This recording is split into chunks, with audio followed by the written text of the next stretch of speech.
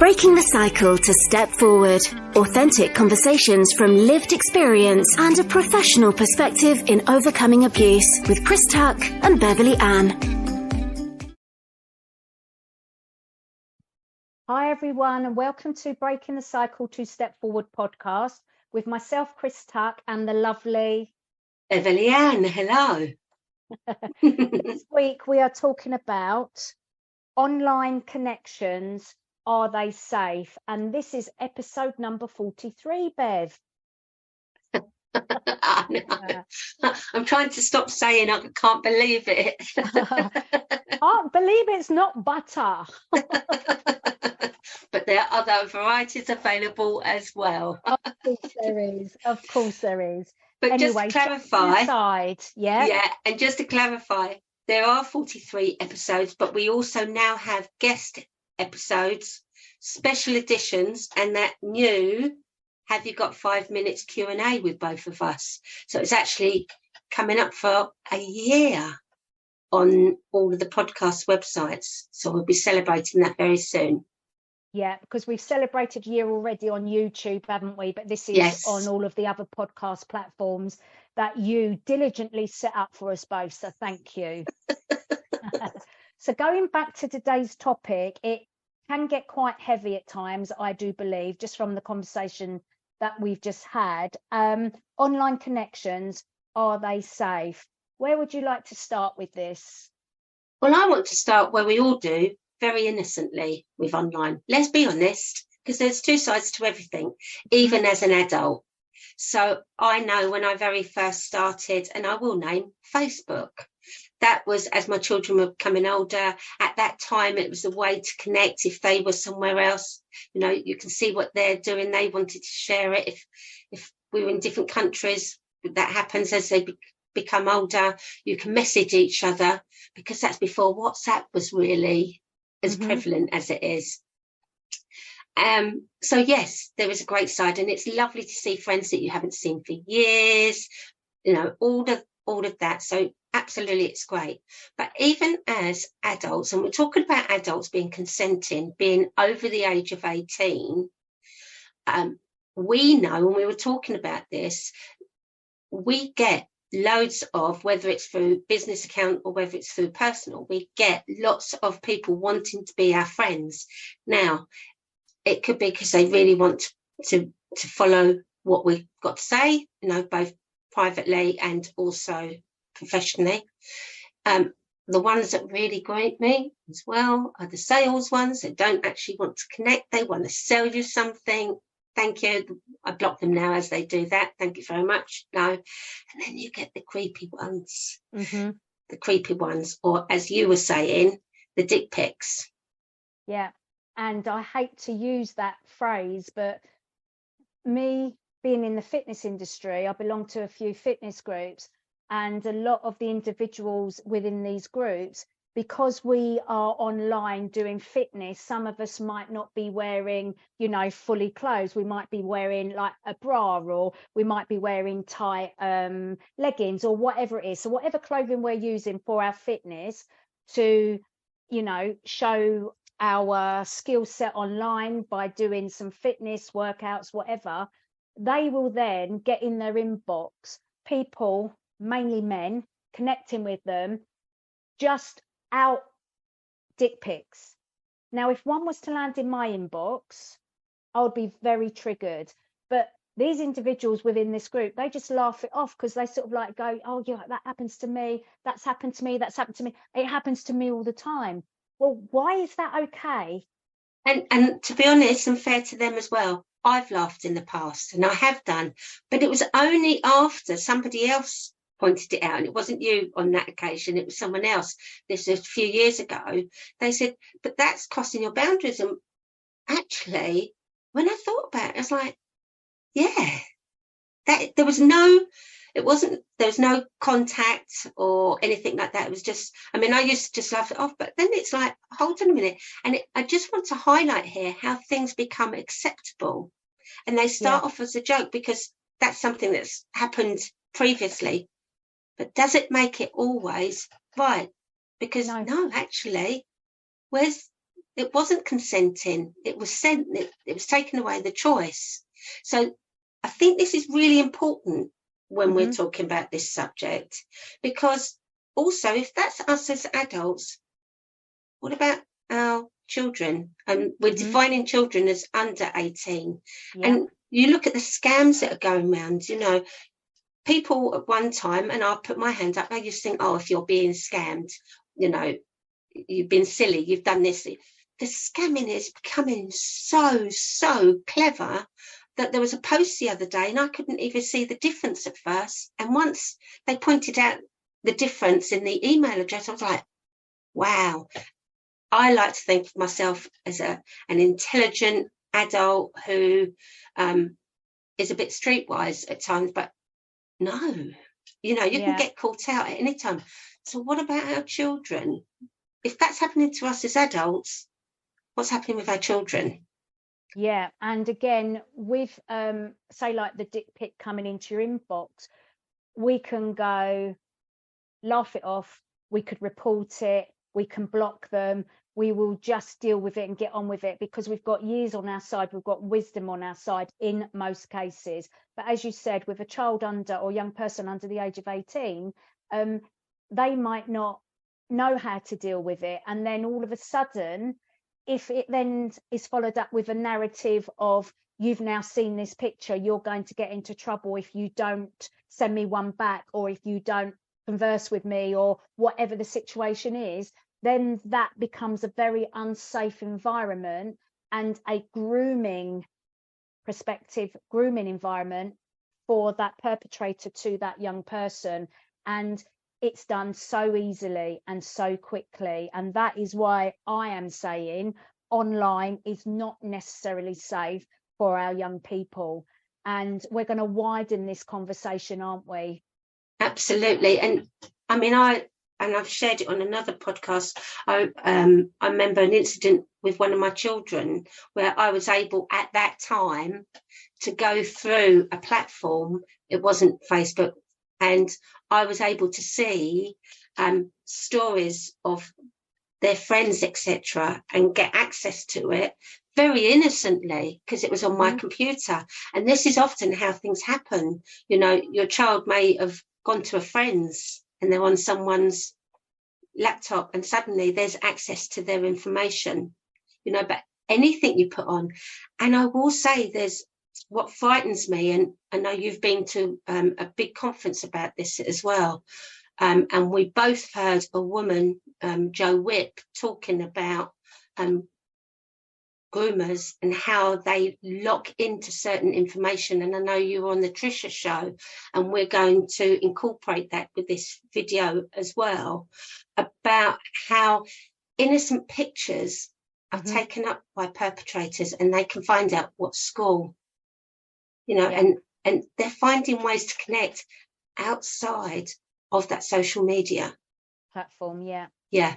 And also one of the areas of concern, massive concern, and always has been, to be honest, is children and young people being able to sign up to these platforms even before the age of 13, which is the official age for most platforms before you can even sign up, because there's no age verification needed for children and young people to sign up. So you can literally get accounts on every single platform, and until this age verification is introduced, mandated and introduced, we're not going to be able to protect children of the younger age if they can just sign up willy-nilly to these platforms. Yeah.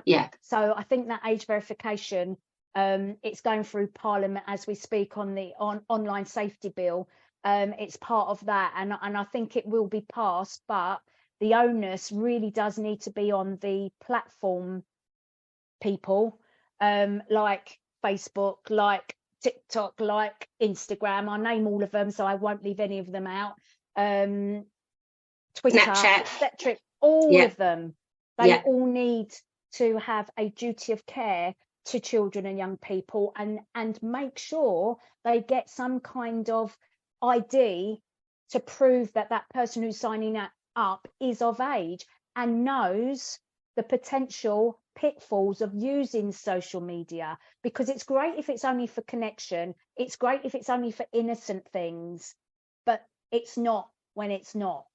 Absolutely, and it's happening so much more, and there are a couple of grey areas. One grey area that I really would like to highlight in this programme is between the age of 16 and 18. So at 16 you can give consent in some areas, but you can't in others. So, you know, we've seen several stories so far this year about 17-year-old young people who are in a relationship or swapping images, okay, with a much older person. And we're not talking 5 years or 10 years. We're talking 30 years plus, 30, 40 years plus. And regardless of the gender, we're talking about a young person, and we're talking about a much, much older person who has be wiser and know better. So the power imbalance. So you've got an age imbalance. You've got a power imbalance. Yeah. We're also talking, I want to be clear here as well, this doesn't just happen to famous people. It may be, you know, but we're also going to bring in that some of these people are people that have a persona that are trustworthy, they're respected, and they are on our TV regularly. So they get an additional hype on their platform and difference. Yeah. And now, when it comes to grooming at the age of 17 and someone who's over 18, and a big difference, the legal impact of that is very grey itself, because they can say that it was consensual, they haven't broken the law. But I've got to say, I find that challenging. I really do. Because if my child was 17 and I found out that there was a person, regardless of their sex, there was a person that many years older, I would find that very challenging, especially when my child wouldn't be allowed to go into a pub and buy themselves an alcoholic drink. Or vote at the moment. Yeah. But then it's taken that because that my child has said, but we're in love, and not realised how they're being groomed, it's not illegal. Yeah. And it's not until there's a pattern of behaviour that is proven and the young person wants to initiate a case through the criminal justice system, is it a case? So let me reiterate. If the young person thinks they're in a relationship, if the young person doesn't see what has happened to them as abuse, and they don't want to proceed with a case, even if other people around them think that it is a case won't happen, because it can't. It's the person that is the victim or the complainant that pushes a case through criminal justice system, no one else. So it doesn't matter what you think, it doesn't matter what I think, it doesn't matter what a parent thinks. If the young person, the victim, alleged complainant, doesn't want to pursue, there is no case. And I find that really challenging. And I understand we have a legal entity, but it is so grey. And then what I find when I'm reading people's comments on there, because we've got the media who jump right in, and it gets distorted, because let's be honest, there's a lot of supposition, there's a lot of words used, and often it's in favour of the perceived older person. But the impact, they go into it with full knowledge, and the impact it has not only on the younger person, but on their family, but on their own families. On the alleged perpetrator's family, become the victims. Yeah. And they're left. Very complex. Yeah. Very and complex. I find it challenging when I read the messages saying, leave that person alone. They're lovely. They're this, they're that. And I'm like, whoa, hold on a minute. But that's the problem the whole way around this conversation of child sexual abuse and exploitation, is the alleged perpetrator uses their position of power, uses their status to prove that they are a good guy and that they couldn't possibly perpetrate said crime. Yes. They know that. They manipulate the situation. So the rest of society needs to wisen up and know that a perpetrator, and we've said this so many times, can be anybody. And that's why it's important to be having this conversation, because we're both holding ourselves back here and we're trying to make it as real as, because it's every day. It's everyday not people. One case, is it? Yeah. No, it's everyday people. It's, you know, synonymous with several cases that we've seen, high profile cases. And I will say, only time will tell, because we also know facts. Let's be honest, we've been there. There's facts where once the abuse has ended, or what we deem to be a relationship sometimes, you know, on the average, it could be up to 16 years before it's like, oh, that's what it was. Yeah, it wasn't a relationship. It was da. Yeah. Because when you're in the middle, you don't see it, and you're so young. And I just find that when we think about that analogy, you're too young to walk into a pub and buy a drink and make that choice. Mm-hmm. And yet, a criminal case is only held when that young person that can't buy an alcoholic drink says, actually, yes, this happened. And I want, do you see what I mean? Yeah, it is very complicated, but as I said, there is no case unless that person wants to pursue it. Or more people come forwards and they realise that a crime has been committed against them. And then when you've got one person come forward, another person, and we can name Savile. Yes. So that's exactly what happened in the Savile case. Once he died, his position of authority, his position of paying to keep everyone quiet, his position of just scaring his victims into silence, obviously went. So he died, and then everybody come out of the woodwork. Rumours, we knew about it, we couldn't speak up, and then all of those victims came out of the woodwork, literally. And it happens time and time again. Once the person is no longer here, then we hear the truth.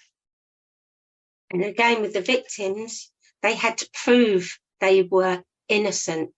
So with the perpetrator, it's innocent until proven guilty. But as a victim, it's guilty until proven innocent. And we really need to change this perspective around. So that perspective is changing within the police force because of the Operation Soteria, Bluestone Soteria. It's because of the Casey review and everything we know about the police, all the different police forces going wrong, all of the stuff within not going right, and them not delivering a service that is robust and professional overall, all of the failings. Bluestone Soteria is their answer to changing that around, and there's more,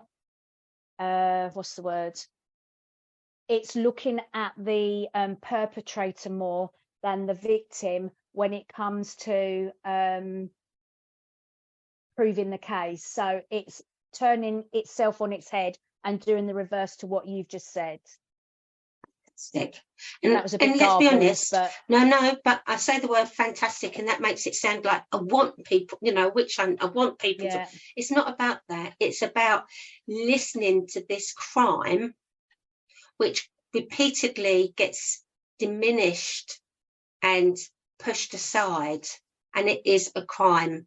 And just because things have gone on before and been allowed, we need to make those changes. It's the only way we're going to enable people to, or children first of all, and vulnerable people, to be protected, but then also enable them to know that it's safe to say this has happened, so it gets stopped much sooner. But it's the education and the awareness that we always come back to, Bev, because you know, you can legally consent to sex at the age of 16. However, an indecent image you can't consent to until you're over the age of 18. So there's a discrepancy there in the law, in my opinion. It should both be 18, in my opinion. And it's just like, okay, well, we know online abuse has massively gone up. We know that just by, you can see it every day, the issues that they have with trying to catch online paedophiles and to stop the online abuse of children and young people. But they call it child sexual abuse imagery, whether it be photos or videos. And CSAM is the abbreviation. And basically CSAM has escalated. And a lot of it is by children and young people, because using a phone, like my friend said at the peer conference, May, she said, like, the phone is the equivalent of us going to a photo booth and having our picture taken. We used to go and do that because we didn't have these gadgets. But this is literally, this phone is a portable photo booth. And where we muck around in a photo booth at party and we put all of those silly hats on, the scarves on and everything else, it's a big deal. You literally can take your phone, do a filter and do whatever you want. And then that picture is created and it can be sent anywhere and to anybody. And that is, unfortunately, where online connections cannot be safe for everybody. If those pictures, say like I'm in a relationship with you and we're, I don't know, young, and I've sent you a picture, you could then share that picture anywhere and everywhere without my consent. So that's a child sexual abuse imagery that's gone online, but I've not consented to. And we've seen many cases. We've seen many cases where there's consenting adults, where a relationship is broken down. And there's been revenge porn, they call it, don't they? And that's now illegal. That's illegal. So that's it. 2 consenting adults, that's illegal. Can't show it. Done. So we come back to children again, and suddenly it's different. It's a grey area, and it's like, why? Well, the law says no pictures under the age of 18. That's what it says, you know, of a nature of nudity, for example. But it doesn't stop children and young people sharing stuff in between themselves innocently. Very innocently. Example. And then, as you said, if a relationship breaks down, or a perceived relationship breaks down, or if someone's in a bit of a bullying situation and that a picture gets into the wrong hands, it can be sent anywhere and everywhere. And that's the damage, because it's always online. It's very frightening for children and young people, I think, because they don't, even though it's so easy and so innocently done in most cases, it can become quite traumatic and an evil thing for them to be going through. Absolutely. You know, put yourself in that, you know what it's like at school being bullied.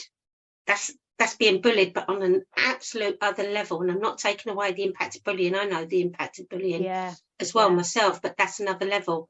But you've spoken this year at the Peer 23 conference. You also spoke on the Trish programme, of which we're going to include that into this video, and it will be also on the audio. And although we don't like to cut, we will be cutting that in. So We'll be putting the video in as of now. Yeah.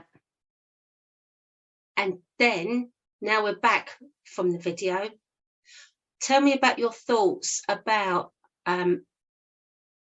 being on the Trish programme and also speaking at the Peer 23 conference.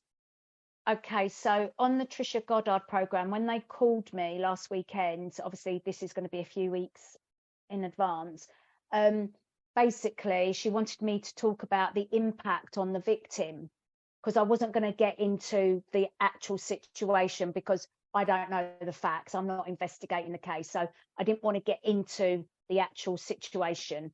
But talking about the impact on the victim, if indeed that person sees themselves as a victim, I could talk about that to the cows come home, like you could. Yeah. So I thought, yeah, great. Get me on, fine.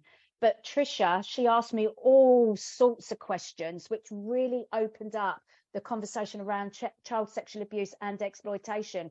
And I was really thankful for her for doing that. But she also was trying to innocently take me down a path where I didn't want to go. So I had to think on my feet and take it back to where I felt comfortable speaking about my own knowledge and insight, because I don't like talking about stuff that I don't really know about. Yeah.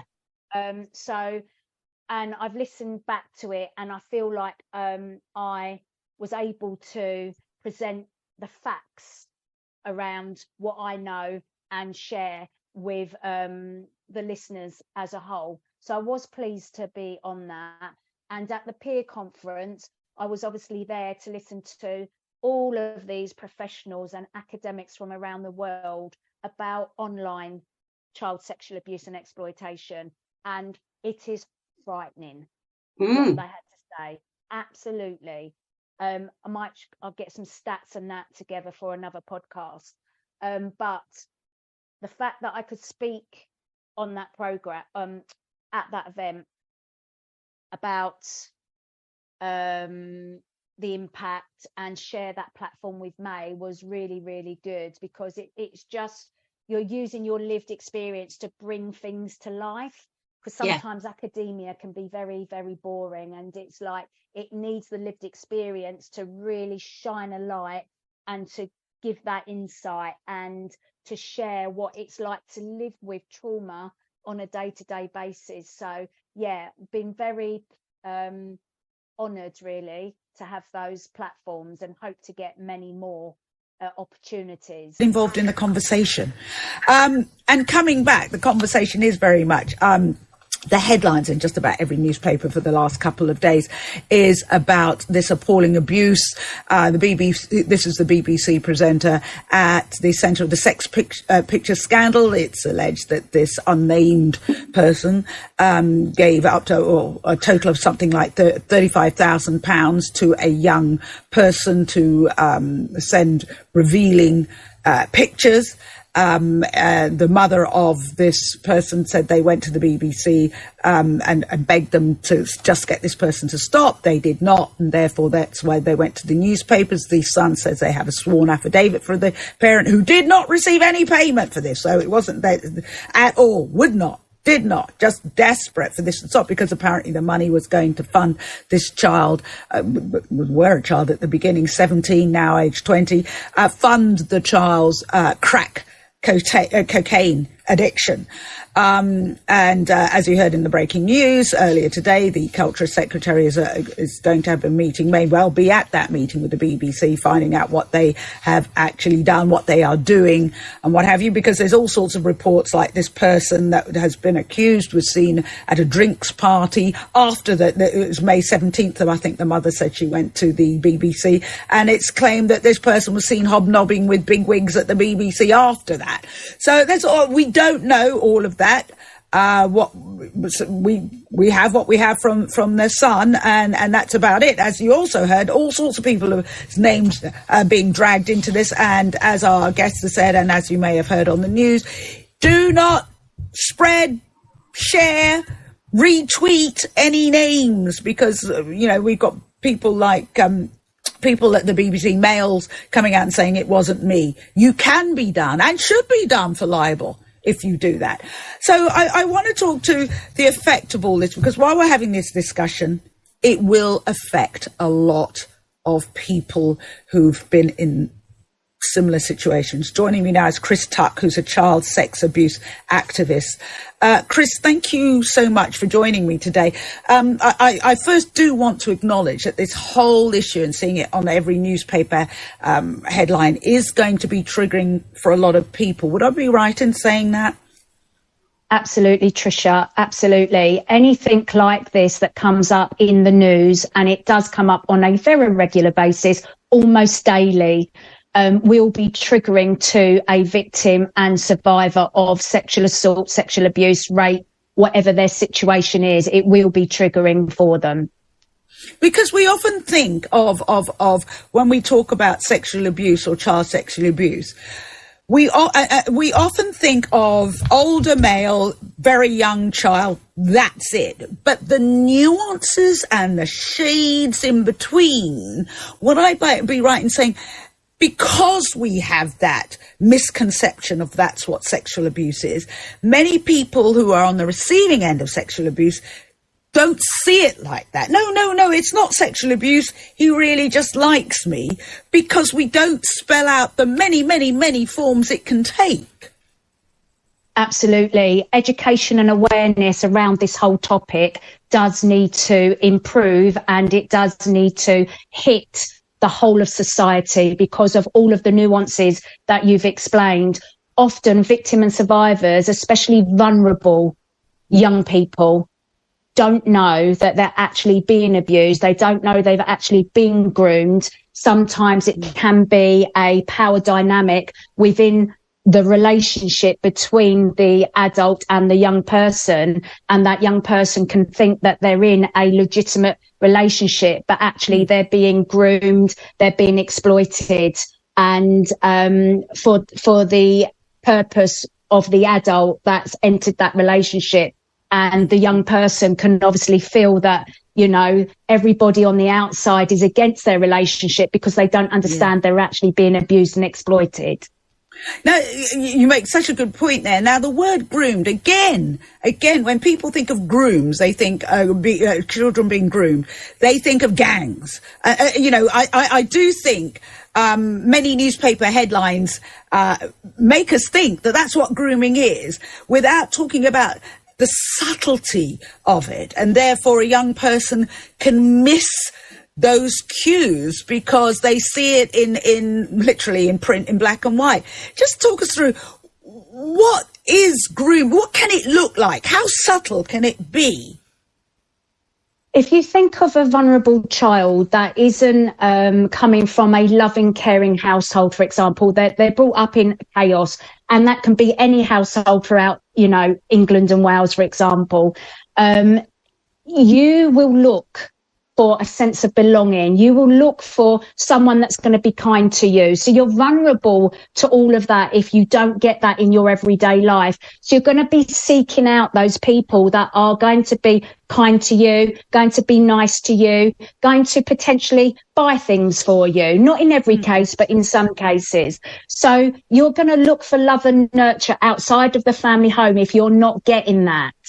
And then that is where grooming can take place, because groomers can seek out those young people because they can see the vulnerability. And if you listen to any sexual offenders that have been caught and convicted, that's what they will tell you. They will look for those children and young people that are vulnerable, that are not getting something in their lives. And that's how a potential perpetrator can access a child or young person. And would I also be right in saying a child or a young person could come from a pretty good, solid family background, but be in those teenage years where they feel they might be mum or dad maybe not at home, so wants to engage with a man taking interest in them or what have you. But they might also, the family might be okay, but their siblings, and I know, I'm doing it as a mum, teenagers often go through that, nobody loves me, nobody understands me and what have you. And hey presto. 100%. Hey 100%. Presto.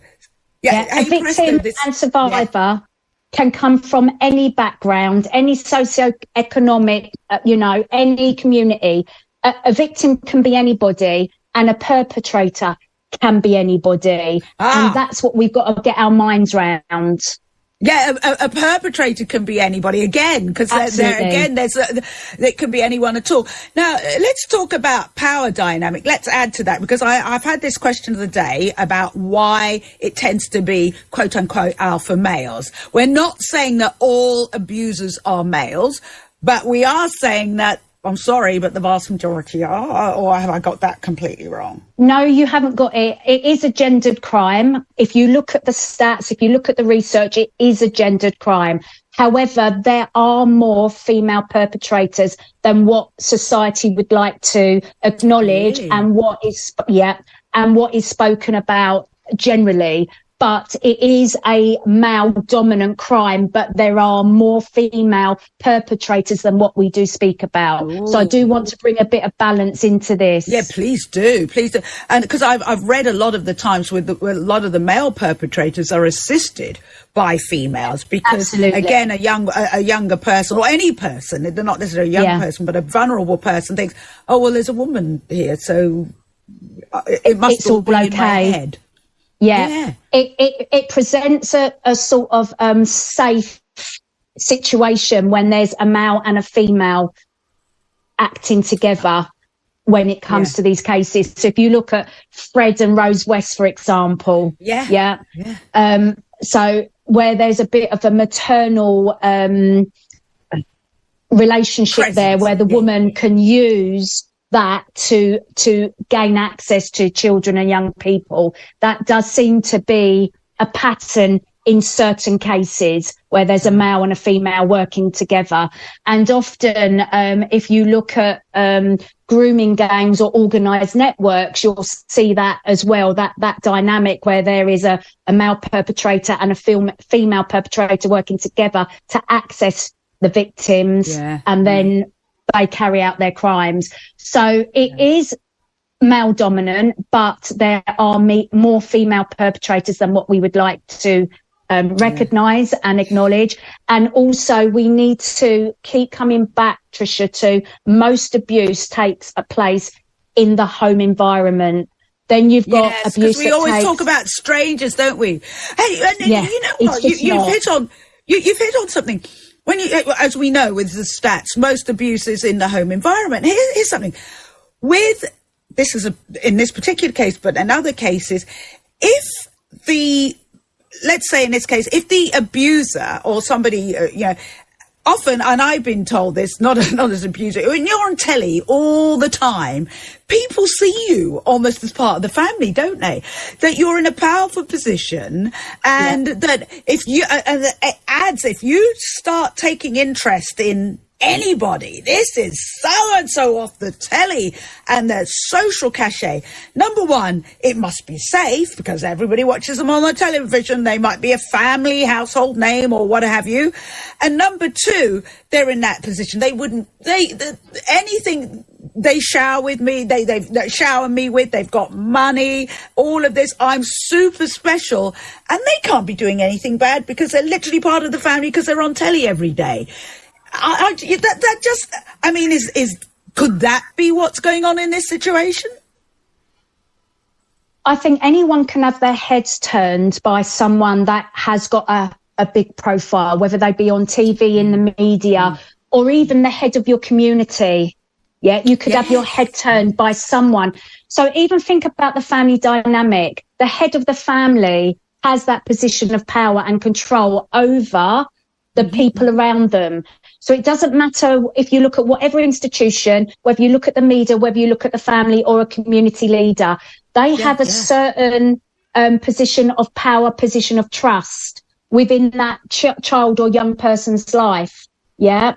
And that's what we've got to hook into, is that power dynamic. And often we're told, respect your elders, or maybe if it's in an organisation and you're working your way up the ladder and you're getting help by someone that is higher up in their career, there is a power dynamic there that needs to be not exploited, and it needs to be understood by both parties, I think, in order for those people to protect themselves as well from nothing going wrong, or, you know, like another brilliant point, because we talk about educating people who are likely to be abused, but there are those grey areas, aren't they, of people in those positions that you've just talked about, not unwittingly, because everybody's like gathering around. I'm thinking with church elders as well. This has cropped up a lot all over the world, especially in the United States. But you've got that realising the very thin boundary they can be guilty of stepping over, and starting that process, because I'm sure a lot of people in this position unwittingly, I mean, they kind of wade into they're ankle deep in the water. Before they know it, they're literally up to their necks in it. I do think there might be some people that may cross that line unwittingly, depending on what it is that's gone wrong. But I think perpetrators know exactly what they're doing. They use see that the power. situation, they manipulate it, and they go after what they want. And if anyone stands in their way, they're brushed aside. Yeah. But what I want to really talk about as well, Tricia, is the people around these perpetrators. If you see something, if you hear something, if you have a gut instinct that something's not right, you have a duty of care to speak up. Yeah. Yeah, you just do. Yeah. We can't keep having these cover-ups within institutions. It can't keep happening. We always hear, oh, I heard a rumour. Well, I'm sorry, but rumour after rumour after rumour, there's going to be some fire to that. So can someone in a position of responsibility please check out the rumours and make sure there is no foundations to it? And if there are foundations to it, you're responsible for sorting that out. Yeah. And if there are no foundations to it, then make sure that everybody knows what the outcome is, so that people that are being accused of something that they're not responsible for, their names are not tarred and their reputations are not trashed. Because we need to make sure we are transparent, open and honest in how we deal with all of these kind of cases, so everyone knows where they stand, and then that the victim and survivor of these cases can get the interventions that they need and get the support that they need. Yeah. Chris, that really is the nugget of this whole conversation. And I want to thank you so much for being here to articulate it so well. It's a really powerful message that I sincerely hope that our listeners and our viewers, hear and see and actually take on board. Chris. So, Chris, you've also had experience, not just by being a survivor, but also being a victim in a different way because of the actions of someone close to you, and they were actually convicted and as a perpetrator. And it was also Sarah Champion read out a statement from you about being a victim, and it's something we need to think about this, because often it's not considered. We consider the victim as being the victim with the actions of the abuse, but not about when you're the family, when you're related. Yeah, and they often refer to that as the knock within the police force. So especially if there's CSAM, child sexual abuse imagery, and it's been perpetrated by the man in the family, for example, the police then knock on the door of this household, and the partner or wife and the children of that alleged perpetrator know nothing about his crimes. Could be her crimes, but mostly his crimes. They then have to deal with the fallout of all of that. But you've experienced also being a victim of the actions and the consequences of a perpetrator yourself. Yeah, my dad was convicted when I was 10/11, and I knew what he'd done because I got told. I knew he was in prison for those crimes, but I didn't really understand what it meant until a child in the playground shouted out, "Your dad's a pedo," you know, and I just felt like this deep rush of shame, and I just wanted the ground to open up and swallow me up. I just thought, what did he say? Did I hear him right? Did anyone else hear him? And I just remember going to hide. I just took myself off to the toilets, and I just thought, I just hope no one else knows what this boy said.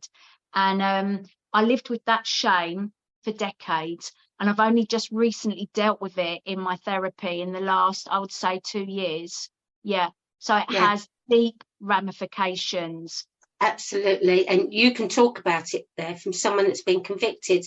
But when we're talking about the grooming issues that we were talking about earlier on, there's still that impact for the families that had no idea what's been going on. Absolutely. 100%. There's also, they receive, that they're still victims in a different way, but they also receive some horrible comments made against them sometimes, because it's like, you should have known. Yeah, and not only that, people that live in their locality, once they find out about the convicted sexual offender or that someone's been charged locally, the parents, and quite rightly I would do the same, will point fingers, and it's the non-offending members of that family that do become victims, but they're not recognised as victims in law at the moment. Yeah. But and that's where there's a victims bill that's changing for that. But going back to our first conversation as well, when we're talking about this grey area of online abuse, etc., and when we think of some high-profile cases that have come out this year, where it's been considered that the older person hasn't broken a law, the impact that has, even if the young person doesn't believe that that there's been a crime against them because they believe they're in love, you've got families being devastated behind. Yeah, you have. Because you've got partners. Yeah. You've got children, albeit they're grown-up children, but then they've got children as well, and it's devastating. It has that ripple effect, doesn't it? Deep ramifications. The ripples just go on, and all we can do is keep highlighting, raising awareness, and speaking about all of this, because as we've seen, as you've said, from some of the comments on media, on social media, there's a lot of learning that needs to happen. A huge amount of learning, and without making judgments as well. You know, there's learning. Let's have some understanding. And I often find it, this, I don't know about you, Chris, there's two ways I look at it. One of it is an opportunity to educate and do that from and then occasionally it will catch me off fire, and what it will do, even though I'm able to respond calmly, it's triggering and it's staying with me as I'm walking around, as I'm going to the park in my everyday life, and then I'm having to think, whoa, hold on, that's not you that they're having a go at, because we take it on personally. We do.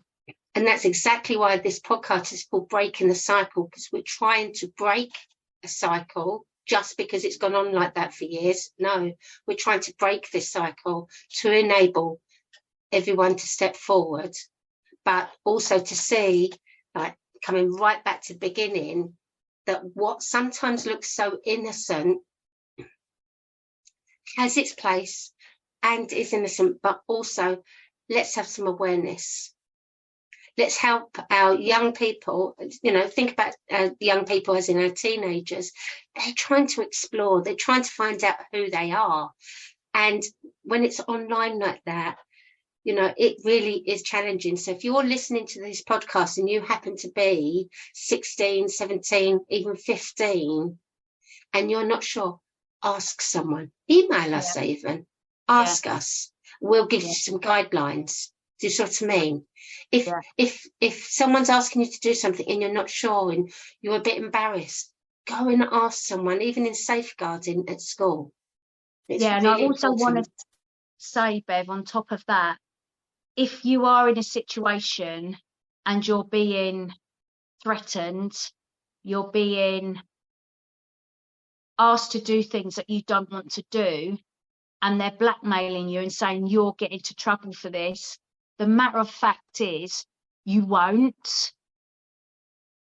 Yeah, you need to make what they're doing to you end, and you'll only do that by speaking up and sharing what's going on for you with someone that can help you end what's going on. Yeah, silence will make it continue and make it worse. And consent isn't about the first time. Consent is continual. So even if you consented 1, 2, 3, 4 times and then think, no, this doesn't feel right now, that's when, you know, you still have the right to change your consent. Yes, anytime. Anytime. So, you know, and also for any parents or adults that become aware of something, you know, it's very easy. It's very easy to think, oh, but they're a lovely person, they would never do that. But if there's an imbalance of power and there's a question, hold on a minute, even if their intentions don't seem to be bad, who's safeguarding the younger person or the imbalance in that relationship? Yeah, and I just want to end by saying, if you see something, know something, have a gut instinct about something being wrong, it's your duty to speak up about it. And that leads on to mandatory reporting within institutions, which we'll come back and share on a completely different podcast, because it's a whole podcast in itself. But it then becomes law that if you know something, you need to report it on, so that institutions cannot lock anything down that they know about and not pass it out to be investigated, because they will be held accountable if and when mandatory reporting becomes law. Absolutely. So I think we've just about covered everything there, and we're going to add in some additional information. If anyone's got any questions, always email us, breakingthecycletostepforward@gmail.com. And if anyone thinks we've got anything wrong in this podcast, we'd love to hear from you. We'd love to hear your views. And we are always open to learning. So if we've got something wrong, point it out to us and we will rectify it in the next podcast. Yeah, and that's why we like having these conversations. You and I don't always agree. We have different ways of looking at things, and that's what life is about. And we're not looking, as we've said many a time, we're not looking to witch hunt, but we go so far not to witch hunt that actually I believe we put people in danger. By not being there for them. Yeah. Breaking the cycle, 2 step forwards. Yes. And abusive, and abusive relationships don't just happen with young people. They happen with consenting adults.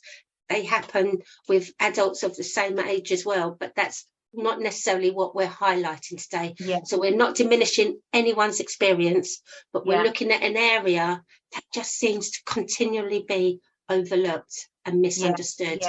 Yeah. All right, then. Well, that brings today's podcast to an end, everyone. And I have nothing else to add. Bev, any last words? I would like to think that anybody who's listened to us today, please keep an open mind. We'd love to hear your thoughts. But most importantly, as ever, it's about self-care and just taking time to breathe and know that we're opening this conversation to raise awareness to both those who are victims or survivors, but also to those of you that haven't had that experience, but yet you really want to be able to understand so that you can support and prevent. So thank you very much for your time, and we will see you in the next episode. Bye for now, everyone. Bye-bye.